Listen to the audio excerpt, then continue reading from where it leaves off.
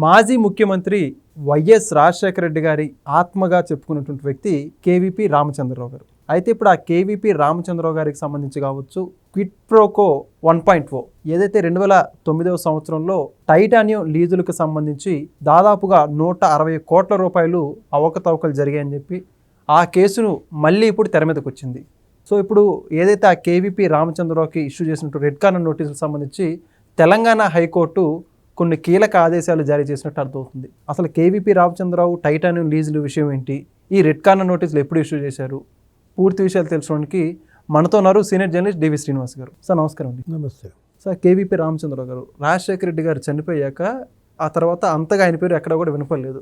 ఎన్నో గోల్మాల్ కేసులు ఎన్నో ఉన్నప్పటికి కూడా ఆరోపణలు ఎదుర్కొన్నా అని చెప్పేసి విన్నాం. కానీ బట్ మళ్ళీ తెర మీదకి తెలంగాణ హైకోర్టు వ్యాఖ్యల ద్వారా ఆయన మీద ఇష్యూ చేసినట్టు రెడ్ కార్నర్ నోటీసులు ద్వారా మళ్ళీ ఇప్పుడు తెర మీదకి చర్చకు వచ్చింది. అసలు అప్పట్లోనే 160 కోట్ల రూపాయలు అంటే మామూలు విషయం కాదు. టైటానియం లీజుల కేసుల్లో ఈయన పాత్ర ఉందని చెప్పేసి అప్పుడు సలహాదారుగా పనిచేసిన నేపథ్యంలో అవన్నీ కూడా మార్పులు చేశారని చెప్పేసి అంటూ ఉన్నారు. మొత్తం ఈ కేసు పూర్తి విషయాలంటే ఏమంటారు మీరు? గబ్బు, అవినీతి గబ్బు అన్నమాట.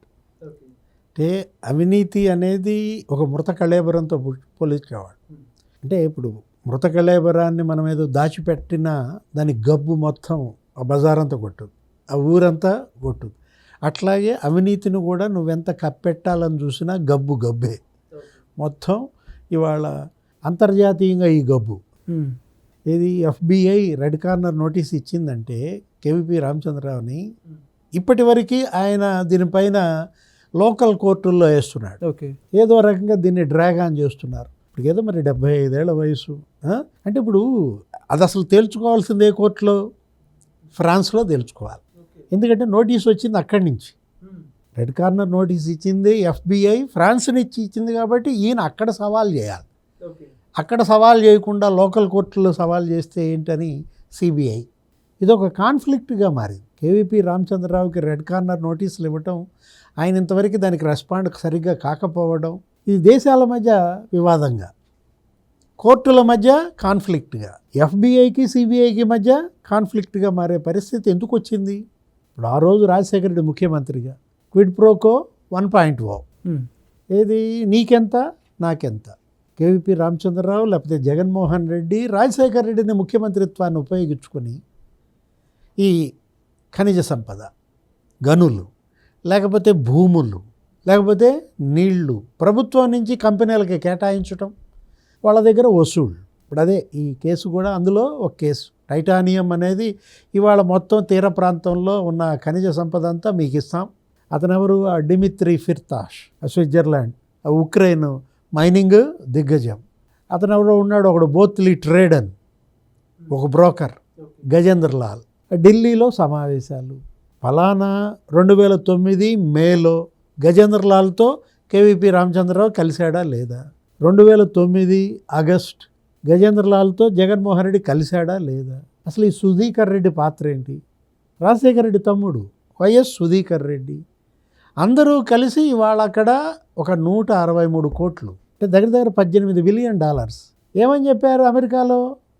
అక్కడ ఒక unknown mining company Chicago, $500 million business వస్తుంది మీకు అని చెప్పారు.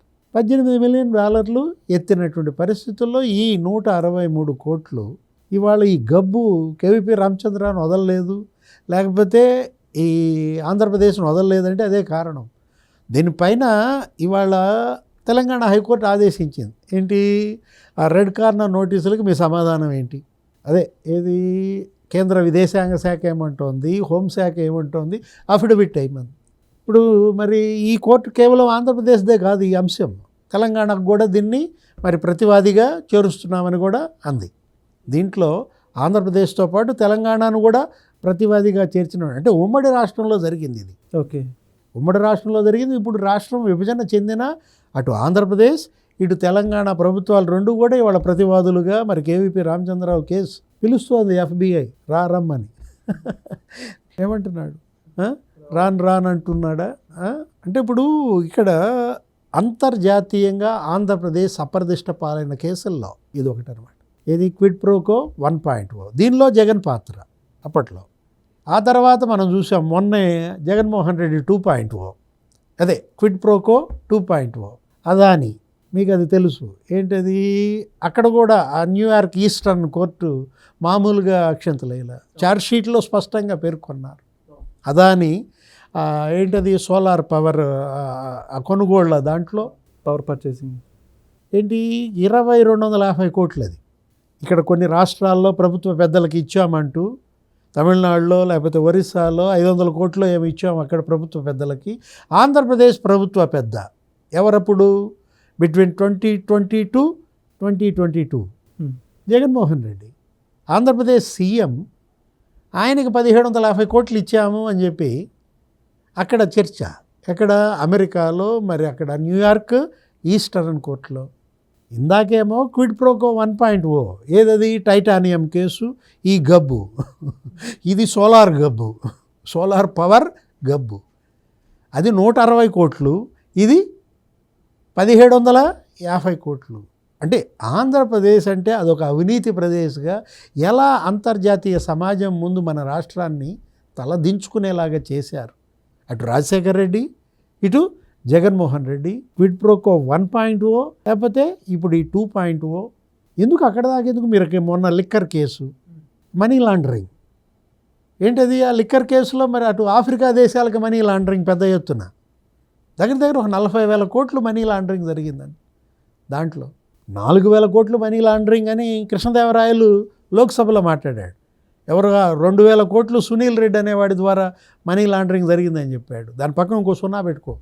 అది ఆఫ్రికా, ఏంటది కెమెరూన్, జింబాబ్వే, జాంబియా, కెన్యా, మొత్తం అసలు ఆఫ్రికా దేశాలకి వీళ్ళకి ఉన్న వర్తక సంబంధాలు.